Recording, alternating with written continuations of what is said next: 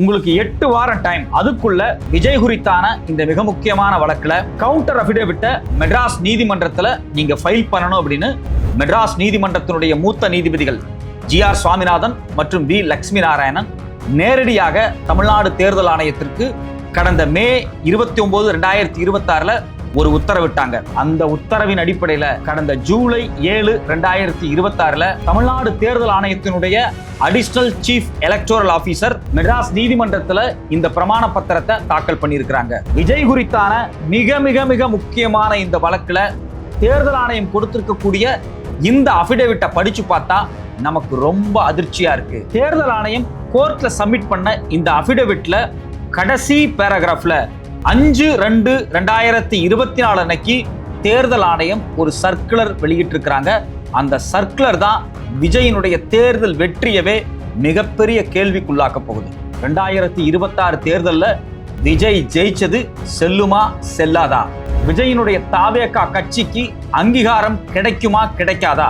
Register பண்ணப்பட்ட அந்த கட்சியினுடைய ரெஜிஸ்ட்ரேஷன் தொடருமா இல்ல கேன்சல் ஆகுமா? இது எல்லாமே அந்த சர்க்குலர்ல அடங்கியிருக்கு. அது மட்டும் இல்ல, இந்த பிரமாண பத்திரத்தை பாம்பே ஹைகோர்ட்ல கடந்த 14 வருஷமா நடந்துட்டு இருக்கக்கூடிய முக்கியமான வழக்குல தேர்தல் ஆணையம் கொடுத்திருக்கக்கூடிய உத்தரவாதத்தோடு பொருத்தி விஜயினுடைய வழக்கை விசாரிக்க போகிறார்கள்.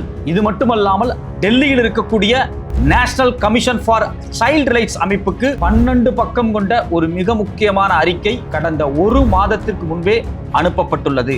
விஜயினுடைய தேர்தல் வெற்றி என்பதே மிகப்பெரிய மேனிபுலேஷன் என்பதற்கு மிக முக்கியமான ஆதாரத்தை, குறிப்பாக விஜய் வெளியிட்ட 4 முக்கியமான ஆதாரங்களோடு இணைத்து நேரடியாக டெல்லிக்கு அனுப்பப்பட்டிருக்கிறது.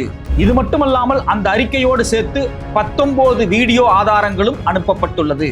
ஒரு பக்கம் நேரடியாக சென்னை உயர்நீதிமன்றம் தேர்தல் ஆணையத்திடம் விஜயினுடைய வெற்றி குறித்தான வழக்குகளில் பிரமாண பத்திரத்தை தாக்கல் பண்ண சொல்லி வேலையை ஆரம்பித்திருக்கிறார்கள்.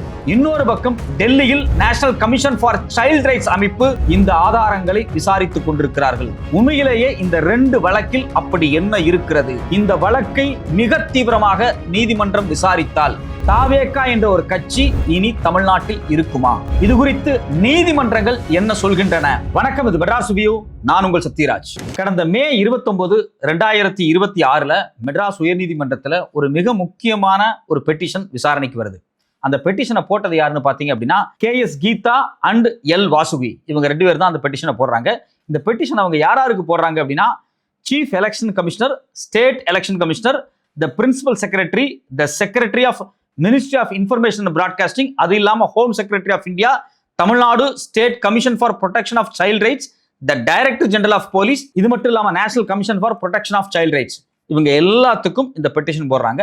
இந்த பெட்டிஷனை தான் திரு மூத்த நீதிபதிகள் ஜி.ஆர். சுவாமிநாதன் மற்றும் லட்சுமி நாராயணன் அவங்களுடைய அமர்வில் அதை விசாரிக்கிறாங்க. இது வெக்கேஷன் பெஞ்ச், அதாவது நீதிமன்றங்கள் விடுப்பில் இருக்கும்போது மதுரை உயர்நீதிமன்றத்திலிருந்த திரு ஜி.ஆர். சுவாமிநாதன் மற்றும் லட்சுமி நாராயணன் மெட்ராஸ் உயர்நீதிமன்றத்தில் வெக்கேஷனல் பெஞ்சில் இந்த வழக்கை விசாரிக்கிறாங்க.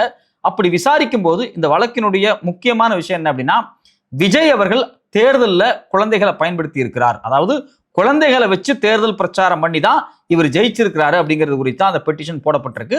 அந்த பெட்டிஷன்ல பல ஆதாரங்களை இதை ப்ரூவ் பண்ற மாதிரி அவங்க கொடுக்குறாங்க. இந்த வழக்கை விசாரிக்கும் போது நீதிபதி என்ன சொல்றாரு அப்படின்னா, this is bad to appeal to children, அதாவது குழந்தைகள்கிட்ட சொல்லி குழந்தைகளை வச்சு தேர்தல் பிரச்சாரம் பண்றது தவறு அப்படின்னு ஒரு வார்த்தையை சொல்லிட்டு ஜி.ஆர். சுவாமிநாதன் பர்சனல் என்ன சொல்றாரு அப்படின்னா, என்னுடைய மருத்துவர், அதாவது ஃபேமிலி டாக்டரே பாத்தீங்க அப்படின்னா அவங்களுடைய பேத்தி சொல்லி விஜய்க்கு ஓட்டு போட்டதாக சொன்னாங்க அப்படின்னு சொல்லி கோர்ட்லேயே அவர் சொல்லியிருக்கிறாரு. இது ஒரு முக்கியமான விவாதமான ஒரு ஸ்டேட்மெண்டா மாறிச்சு. ஸோ அப்போ மெட்ராஸ் உயர்நீதிமன்றத்தில் மட்டும் கிடையாது, ஒட்டுமொத்தமாக இந்தியாவில் இருக்கக்கூடிய ஹோம் செக்ரட்டரியிலிருந்து ப்ரொடெக்ஷன் ஆஃப் சைல்ட் ரைட்ஸ் கமிஷன்ல இருந்து எல்லாத்துக்குமே இந்த மனு போயிருக்கு.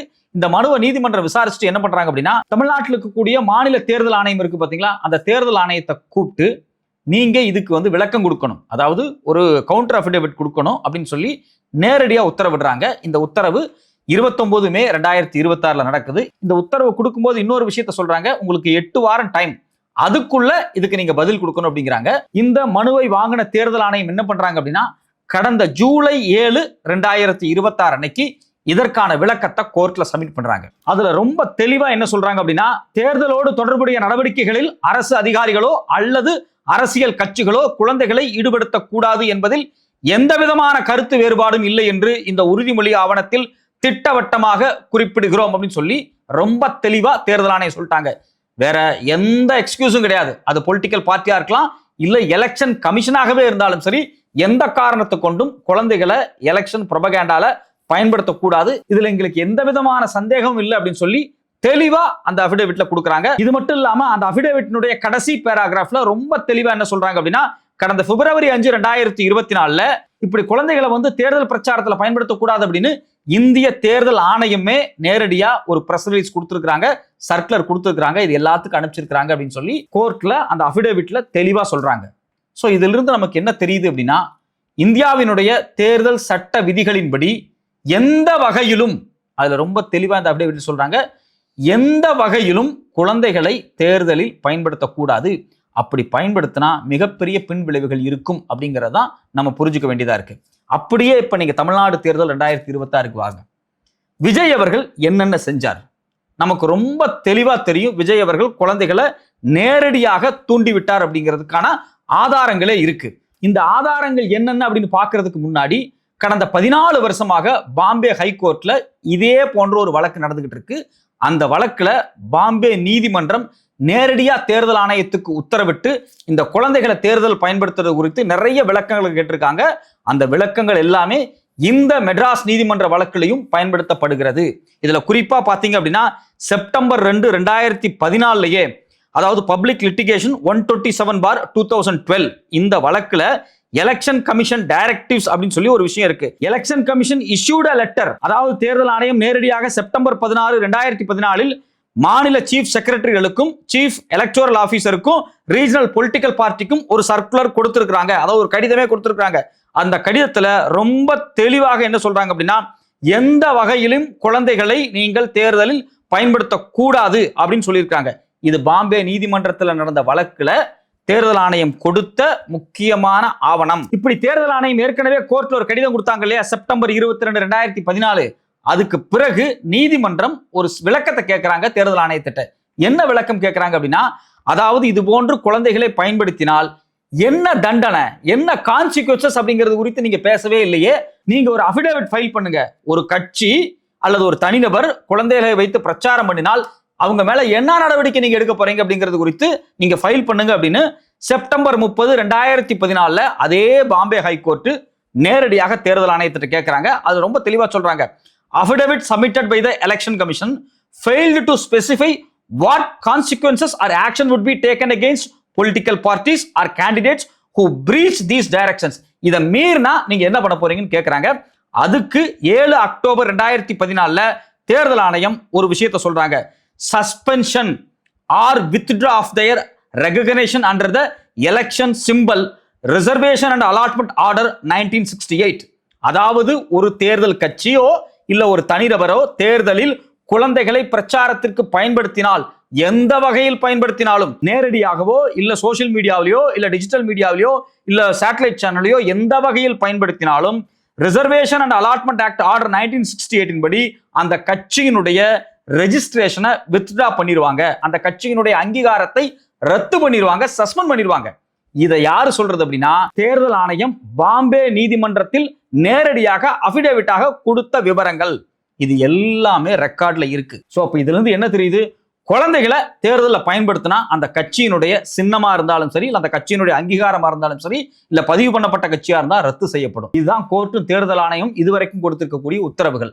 Okay right. இப்ப அப்படியே தமிழ்நாட்டுக்கு வாங்க. விஜய் அவர்கள் இந்த தேர்தல்ல 4 இடத்துல குழந்தைகளை நான் பயன்படுத்தினேன் அப்படின்னு அவர் ஒத்துக்கிட்டார். எங்க ஒத்துக்கிறார் அப்படின்னா, 21 ஏப்ரல் 2026 OMCA மைதானத்தில் அவர் பேசுறாரு. கிட்டத்தட்ட 55 நிமிஷம் வீடியோ இருக்கு. அதுல 40.30, அதாவது 40 நிமிஷம் 30 செகண்ட்ல இருந்து 41 நிமிஷம் 34 செகண்ட், கிட்டத்தட்ட 1 நிமிஷம் 34 செகண்ட் அந்த வீடியோ தனியா கிளிப்பா இருக்கு, இன்னைக்கு வரைக்கும் இருக்கு. அந்த கிளிப்ல அவர் வெளிப்படையா என்ன சொல்றாரு அப்படின்னா, உங்க வீட்டுல உங்க அம்மா அப்பாட்ட, உங்க சித்தி சித்தப்பாட்ட, தாத்தா பாட்டிக்கிட்ட கிண்டர் ஜாய் கேட்டு அடம் பிடிக்கிற மாதிரி நீங்க அடம் பிடிச்சு விசிலுக்கு ஓட்டு போட சொல்லணும். ஓட்டு போடாதவங்க காதுல போய் விசில அடிங்க அப்படின்னு சொல்லி, அதாவது தொந்தரவு பண்ணி டார்ச்சர் பண்ணி ஓட்டு போட வைங்க. எப்படி குழந்தைகள் வீட்டுல அம்மா அப்பா மாமா தாத்தா பாட்டியை தொந்தரவு பண்ணி சாக்லேட் வாங்குறாங்களோ அதே போல தொந்தரவு பண்ணுங்க அப்படின்னு சொல்லி அவர் பேசின வீடியோ இன்னைக்கு வரைக்கும் இருக்கு. இந்த நேரத்துல ஒவ்வொரு வீட்டுல இருக்கிற என்னுடைய குட்டி நண்பா நண்பீஸுக்கு ஒரு ரிக்வெஸ்ட். உங்களுக்கு ஏதாவது ஒரு சாக்லேட்டோ இல்ல ஏதாவது ஒரு கிண்டர் ஜாய் வேணும் அப்படின்னா அழுது அடம் பிடிச்சி சக்சஸ் பண்ணிடுறீங்கல்ல, அந்த மாதிரி உங்களுக்கு பிடிச்ச இந்த விஜய் மாமாவுக்காக, இந்த விஜய் மாமா ஜெயிக்கணும்ன்றதுக்காக உங்க வீட்டுல இருக்கிற உங்களுடைய அம்மா அப்பா சித்தி சித்தப்பா பெரியப்பா பெரியம்மா ஒவ்வொரு வீட்டுல இருக்கிற ஓட்டு போடுற வயசுல இருக்கிற அண்ணா அக்கா எல்லாருக்கிட்டையும் விசில் சின்னதுக்கு ஓட்டு போட சொல்லுங்க. சப்போஸ் யாராவது ஓட்டு போடாம வீட்டுல உட்கார்ந்துட்டு இருந்தாங்கன்னா அவங்க காதலியே போய் அன்பா விசில ஊதி ஓட்டு போட ஓட வைங்க. விசிலுக்கு ஓட்டு போடுற வரைக்கும் விடாதீங்க. இதுல குறிப்பாக கடந்த ஒரு மாசத்துக்கு முன்னாடியே தமிழ்நாட்டினுடைய ஒரு மூத்த பத்திரிகையாளர் கிட்டத்தட்ட 12 பக்கம் ஒரு அறிக்கை ரெடி பண்ணி டெல்லியில் இருக்கக்கூடிய national commission for protection of child ரைட்ஸ்க்கு அனுப்பிச்சிருக்காங்க. அதுல பாத்தீங்க அப்படின்னா குழந்தைகள் குறித்து என்னென்னலாம் இந்த தேர்தலில் பயன்படுத்தப்பட்டிருக்கு, விஜய் எந்தெந்த இடத்துல எல்லாம் பயன்படுத்தி இருக்கிறார், அது மட்டும் இல்லாம விஜய் இப்படி 21ஆம் தேதி நந்தனத்துல பேசினதுக்கு பிறகு சோசியல் மீடியால திட்டமிட்டு குழந்தைகள் அழுது அடம்பிடிக்கிற மாதிரி வீடியோக்கள் எப்படியெல்லாம் இன்சர்ட் பண்ணப்பட்டுச்சு. இங்கதான் நீங்க ரொம்ப ரொம்ப கவனிக்கணும். இன்சர்ட் பண்ணப்பட்டுச்சு. இது ஏதோ குழந்தைகள் எதர்ச்சியா வீட்டுல அம்மா அப்பா அழுது போட்டது கிடையாது.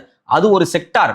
பட் ஆனா சோசியல் மீடியால குறிப்பாக இன்ஸ்டாகிராம்ல இது மாதிரியான வீடியோக்கள் பெய்டு வீடியோஸ் திட்டமிட்டு 21ஆம் தேதி விஜய் அவர்கள் பேசியதற்கு பிறகு குழந்தைகள் அழுது புலம்புவது போல், விசிலுக்கு ஓட்டு போட சொல்வதை போல் பல வீடியோக்கள் பல இடங்களில் இருந்து இன்ஸ்டாகிராமில் அப்லோட் ஆகியிருக்கிறது. அது ஒரு ஈகோ சிஸ்டத்தை கிரியேட் பண்ணது, அது ஒரு பபுளை கிரியேட் பண்ணது. நிறைய குழந்தைகள் நேச்சுரலாகவே அழுக ஆரம்பிக்கிறாங்க. இது குறித்து 19 வீடியோக்களை அந்த மூத்த பத்திரிகையாளர் தான் அனுப்பிச்ச அந்த 12 பக்க அறிக்கையோடு சேர்ந்து டெல்லிக்கு அனுப்பிச்சிருக்கிறார். டெல்லியினுடைய national commission for protection of child rights இதை நாங்க எடுத்துட்டோம், இதை நாங்க விசாரிக்கிறோம்னு அவங்களும் சொல்லியிருக்கிறாங்க. ஸோ அப்போ 21 ஏப்ரல் 2026 நந்தனத்துல விஜய் அவர்கள் வெளிப்படையாக குழந்தைகள்கிட்ட இந்த வேலையை செய்யுங்க அப்படின்னு குழந்தைகளை பொலிட்டிக்கல் லேபர்ஸா பயன்படுத்தி இருக்கிறார். ரெண்டாவது விஷயம், ஏப்ரல் 24, 2026 எக்ஸ்ல ஒரு பதிவு போடுறாரு. யாரு அப்படின்னா விஜய் அவர்கள் பதிவு போடுறாரு. அந்த பதிவுல என்ன இருக்கு அப்படின்னா, குறிப்பாக நம் குடும்பத்தினரை வழிநடத்திய என் குட்டி நண்பா நண்பீஸுக்கு என்னுடைய உங்கள் விஜய் மாமாவின் ஸ்பெஷல் வணக்கமும் நன்றியும் அப்படின்னு சொல்லி குழந்தைகளை என்டோர்ஸ் பண்றாரு. அதாவது இந்த தேர்தலில் எல்லா தேர்தலையும் விட ஓட்டு சதவீதம் அதிகமாயிருக்கு. அதுக்கு காரணம் நம்ம குழந்தைகள் தங்களுடைய பெற்றோர்களை ஓட்டு போட சொல்லி வற்புறுத்தி கொண்டு வந்து ஓட்டு போட்டிருக்கிறாங்க. அவங்களுக்கு ஸ்பெஷல் தேங்க்ஸ். யார் அப்படின்னா விஜய் மாமாட்ட இருந்து அப்படின்னு சொல்லி வெளிப்படையா அவருடைய ட்விட்டர்ல போட்டிருக்காரு. இன்னைக்கு வரைக்கும் அந்த ட்வீட் இருக்கு. ஸோ அப்போ 23ஆம் தேதி தமிழ்நாட்டில் வந்து தேர்தல் போலிங் வந்து முடிஞ்சிருச்சு. 24ஆம் தேதி எவ்வளவு பேர் ஓட்டு போட்டிருக்காங்கிற சதவீதம் வந்த உடனேயே எப்போ இருக்கிறத விட கொஞ்சம் அதிகமா இருக்கிறதுனால அவர் இதுக்கு காரணம் குழந்தைகள் தான், நாம சொல்லிதான் குழந்தைகள் இந்த வேலை செஞ்சிருக்காங்க அப்படிங்கிறத என்டோர்ஸ் பண்ணி அவர் வந்து எக்ஸ் தளத்துல இந்த பதிவு போடுறாரு. அடுத்தது பாத்தீங்கன்னா மே 4, 2026 அதாவது தேர்தல் முடிவு வந்துச்சு பாத்தீங்களா, அந்த அன்னைக்கு மாலையில விஜய் வெற்றி பெற்றுட்டாருன்னு பயங்கரமான கொண்டாடிக்கிட்டு இருந்தாங்க இல்லையா, அந்த கொண்டாட்டத்தோட கொண்டாடமாக விஜய் ஒரு பெரிய போஸ்ட் போடுறாரு. அதுல ஏராளமான காரணிகள் இருந்தாலும், அதாவது இந்த தேர்தல் வெற்றிக்கு நிறைய காரணிகள் இருந்தாலும், குடும்பத்தையே தங்கள் அடரன்பால் வழிநடத்திய குழந்தை செல்வங்கள் தான் அதிசய தேர்தலுக்கான ஆழமான காரணிகளில் ஒன்றாக மாறி நிற்கின்றனர். அந்த அடர் அன்புங்கிறது வேற ஒன்றும் கிடையாது. அடம் பிடிக்கிறது, டார்ச்சர் பண்றது, எமோஷனல் பிளாக்மெயில் பண்றது, இதையெல்லாம் சேர்ந்து ஓட்டு போட்டு என்னை ஜெயிக்க வச்சதுக்கு பல காரணம் இருந்தாலும் குழந்தைகள் முக்கியமா காரணம் அப்படின்னு மே 4, 2026 விஜய் அவர்கள் பொதுவெளியில ஸ்டேட்டஸா போட்டார். அவருடைய வெற்றி உறுதி செய்யப்பட்டதுக்கு பிறகு அடுத்தது பாத்தீங்க அப்படின்னா, இந்த நேரு ஸ்டேடியத்துல அவர் முதலமைச்சரா பதவி ஏத்துக்கிட்டாரு பாத்தீங்களா, அந்த கவர்னர் முன்னாடி பயங்கரமா கையெல்லாம் தூக்கி ஸ்பஞ்ச் டைலாக் எல்லாம் பேசினார் இல்லையா, அந்த அன்னைக்கு அதாவது 10/5/2026 அன்னைக்கு அவர் வந்து அந்த பதவி பிரமாணம் வீடியோ ஓடுது பாத்தீங்களா, அந்த வீடியோவினுடைய மொத்த டியூரேஷன் 7 hours 43 minutes இன்னும் இருக்கு. அதுல போய் பாத்தீங்க அப்படின்னா 2 hours 55 minutes 23 seconds இங்க ஆரம்பிச்சு 2 hours 55 minutes 45 seconds அந்த பீஸ் இருக்கு. என்ன பீஸ் அப்படின்னா கிட்டத்தட்ட 22 செகண்ட். யாருக்கு தேங்க் பண்றாரு அப்படின்னா, குட்டி நண்பா நண்பீஸ் இந்த வெற்றிக்கும் நான் அவர் முதலமைச்சர் ஆனதுக்கும் காரணம் அந்த குட்டி நண்பா நண்பீஸ்னு தேங்க் பண்றாரு. அது மட்டும் இல்லாம அவங்களுடைய சோசியல் மீடியாவில் இருக்கக்கூடிய விர்ச்சுவல் வாரியர்ஸ் இருக்காங்க இல்லையா, அந்த விர்ச்சுவல் வாரியர்ஸுக்கும் அவர் தேங்க் பண்றாரு. எல்லா இடத்துலயும் 2 பேருக்கு தேங்க் பண்ணுவார். ஒன்னு விர்ச்சுவல் வாரியர்ஸ், இன்னொரு குழந்தைகளுக்கு. ஸோ அப்ப குழந்தைகளை தேர்தலில் லிட்ரலா பயன்படுத்தி ஒரு மிகப்பெரிய வெற்றியை நான் அடைஞ்சிருக்கிறேன் அப்படின்னு விஜய் அவர்கள் கிட்டத்தட்ட 4 இடத்துல ப்ரூவ் பண்றாரு. முதல்ல YMCA 21 ஏப்ரல் 2026, ரெண்டாவது ஓட்டு போட்ட அடுத்த நாள் ஏப்ரல் 24 2026, அடுத்தது வெற்றி பெற்ற அன்னைக்கு மே 4 2026, அடுத்தது பதவியேற்பு அன்னைக்கு 10/5/2026. இந்த ஆதாரங்கள் எல்லாமே போதும் குழந்தைகளை அவர் பயன்படுத்துறதுக்கு அவரே கொடுத்த ஒப்புதல் வாக்குமூலம். ஸோ இப்போ அப்படியே நீங்க நேரடியா மெட்ராஸ் நீதிமன்றத்தில் நடந்த வழக்கா இருக்கட்டும், இல்லை அப்படியே பாம்பே நீதிமன்றத்தில் நடந்த வழக்கா இருக்கட்டும், இந்த 2 வழக்குலையுமே தொடர்ச்சியா பேசப்பட்ட விஷயங்கள் என்ன அப்படின்னா, குழந்தைகளை தேர்தலில் பயன்படுத்துறது அப்படிங்கிறது சட்டப்படி குற்றம். அது எந்த ஆக்ட் என்ன அப்படிங்கிறது ரொம்ப தெளிவாக கொடுத்துருக்குறாங்க. அப்படி பயன்படுத்தினா அந்த கட்சியினுடைய அங்கீகாரம் ரத்து செய்யப்படும் அப்படின்னு சொல்லியிருக்காங்க. அதுல குறிப்பா என்ன சொல்லியிருக்காங்க அப்படின்னா, paragraph 16A of the election symbol, அதாவது ரிசர்வேஷன் அண்ட் அலாட்மெண்ட் ஆர்டர் 1968, அந்த பேராகிராஃப் 16ல ரொம்ப தெளிவா என்ன சொல்லியிருக்காங்க அப்படின்னா, paragraph 16A confers power on the commission to suspend or withdraw recognition of a political party on failure to follow lawful direction and instruction of the commission. The letter dated 16th September 2009 shows that the directions have been issued by the Election Commission of India. Paragraph 8 take care of the situation where the recognized political parties involves minor children in any election. குழந்தைகளை மைனர்ஸை பயன்படுத்தினா paragraph 16A கொடுத்துருக்கிற மாதிரி, அதே போல reservation and allotment order 1968 கொடுத்துருக்க மாதிரி அந்த கட்சியினுடைய அங்கீகாரம் ரெஜிஸ்டர் பண்ணியிருந்தா அந்த ரெஜிஸ்ட்ரேஷன் சஸ்பெண்ட் பண்ணப்படும், வித்ட்ரா பண்ணப்படும் அப்படின்னு சொல்லியிருக்கிறாங்க. ஸோ அப்போ ஒட்டுமொத்தமாக இந்த 2 விடயங்கள் இருக்கு இல்லையா, மெட்ராஸ் நீதிமன்றத்தில் விவாதித்ததும் அதனுடைய மிக முக்கியமான ரெஃபரன்ஸான பாம்பே நீதிமன்றத்தில் நடக்கக்கூடிய விவாதங்கள், இது 2ஐயும் ஒப்பிட்டு பார்க்கும்போது குழந்தைகளை அவர் பயன்படுத்தி இருக்கிறார். அது reservation and allotment order 1968 paragraph 16A சொல்றதை மீறி இருக்கிறது. அது மட்டும் இல்லாம குழந்தைகளை எப்படியெல்லாம் எந்தெந்த வகையிலெல்லாம் இவர்கள் பயன்படுத்தி இருக்கார் அப்படிங்கிறதுக்கு அந்த மூத்த பத்திரிகையாளர் டெல்லியில் அனுப்பிச்ச அந்த 12 பக்க அறிக்கையில ஸ்டேட்மெண்ட் ஆஃப் ஃபேக்ட்ஸ் அப்படிங்கிற ஏரியால விஜய் எப்பப்ப என்னென்ன பேசினாரு, என்னென்ன வீடியோக்கள் சோசியல் மீடியால பயன்படுத்தப்பட்டிருக்கு, அந்த வீடியோக்கள்ல என்னென்னலாம் காட்சிப்படுத்தப்பட்டிருக்கு, அது உளவியல் ரீதியாக என்னென்ன ஒரு எக்கோசிஸ்டத்தை உருவாக்கியிருக்கு அப்படிங்கிறது குறித்து மிக தெளிவாக மிக விரிவாக அதுல பதிவு பண்ணப்பட்டிருக்கு. இது மட்டும் இல்லாம அந்த 14 பக்க அறிக்கையில அனெக்சர்ல social media and video evidence அப்படிங்கக்கூடிய பகுதியில 19 இன்ஸ்டாகிராம் வீடியோவை அட்டாச் பண்ணியிருக்கிறாங்க. அந்த வீடியோ எல்லாமே இங்க எப்படி குழந்தைகள் பயன்படுத்தப்பட்டிருக்கிறாங்க, சிஸ்டமேட்டிக்கா, எதர்ச்சியா நடக்கல, சிஸ்டமேட்டிக்கா எப்படி பயன்படுத்தப்பட்டிருக்கிறாங்க, குறிப்பா அந்த ரூட் மாஃபியா அதுன்னு சொல்றாங்க இல்லையா, அது எல்லாமே இங்க ப்ரூவ் பண்றதுக்கான வேலைகளாகத்தான் இந்த 19 வீடியோனுடைய ரெஃபரன்ஸையும் அனுப்பி இருக்கிறார்கள் டெல்லிக்கு. இது மட்டும் இல்லாம அந்த 14 பக்க அறிக்கையில இந்த குழந்தைகளை பயன்படுத்தி இருக்காங்க இல்லையா, இதுல என்னென்ன விளைவுகள் ஏற்படும் சட்டப்படி அப்படிங்கிறதுக்கு applicable directives and law violated, எந்தெந்த சட்டங்கள்லாம் மீறப்பட்டிருக்கு அப்படிங்கிறது குறித்து மிகப்பெரிய பட்டியலை கொடுத்துருக்காங்க. 3.1ல இருந்து 3.5 வரைக்கும் 5 முக்கியமான விஷயங்களை பத்தி இந்த மூத்த பத்திரிகையாளர் சொல்றாரு. அதுல குறிப்பா என்ன சொல்றாங்க அப்படின்னா, எலெக்ஷன் கமிஷனுடைய டைரக்டிவ்ஸ் நம்பர் ECIPN 11/2024, அதாவது பிப்ரவரி 5 2024 கிளாஸ் 1 எப்படியெல்லாம் மீறப்பட்டிருக்கு அப்படின்னு சொல்லியிருக்காங்க. அது மட்டும் இல்லாம எலெக்ஷன் கமிஷனுடைய சேம் டைரக்டிவ்ஸ்ல கிளாஸ் 2 எப்படி மீறப்பட்டிருக்கு அப்படிங்கிறத ப்ரூவ் பண்றாங்க. இது இல்லாம சைல்டு லேபர், அதாவது ப்ரொஹிபிஷன் அண்ட் ரெகுலேஷன் ஆக்ட் 1986 படி சைல்டு லேபரை எப்படி பயன்படுத்தக்கூடாது, இது குழந்தைகளை பொலிட்டிக்கல் லேபரா பயன்படுத்திருக்கு இல்லையா, இதுல சட்டம் என்ன சொல்லியிருக்கு அப்படிங்கிறத ரெஃபரன்ஸ் காமிச்சிருக்காங்க. இது மட்டும் இல்லாம ஏற்கனவே நம்ம விவாதிச்ச மாதிரி Bombay high court order public litigation number 127/2012 4th August 2014 அதை ரெஃபரன்ஸ் பண்ணி காமிச்சிருக்காங்க.